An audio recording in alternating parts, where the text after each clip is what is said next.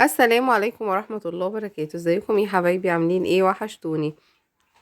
النهاردة هعمل لكم وصفة سمك سهلة وسريعة.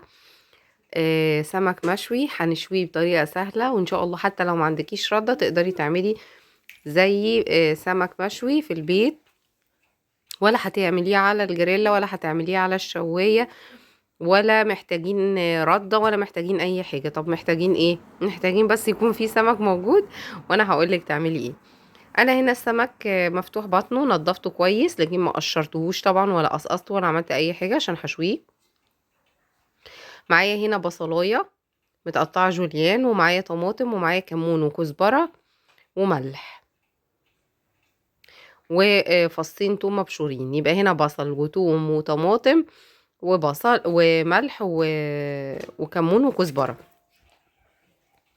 السمك انا قلت لك انا فاتحه قلبه منضفاه، الناس زي ما انت شايفه كده منضفه قلبه بس، لكن ما عملتش اي حاجه في القشر ولا قشرت ولا اي حاجه.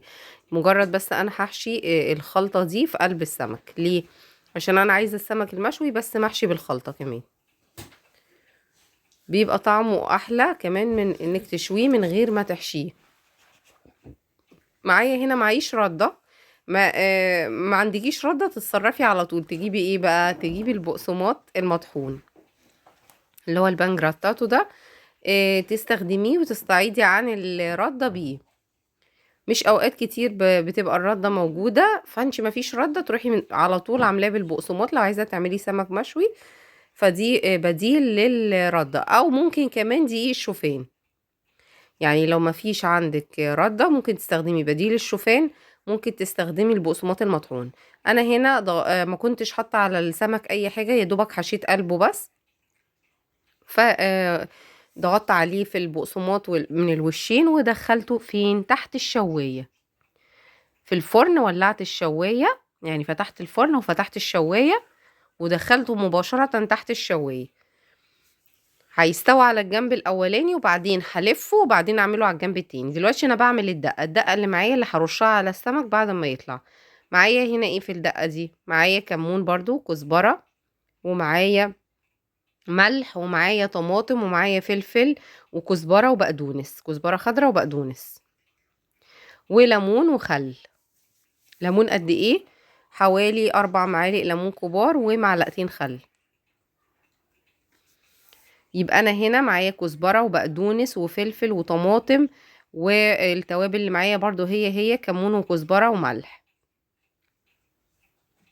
ونزلت عليهم و3 فصوص توم كبار او 4 فصوص توم.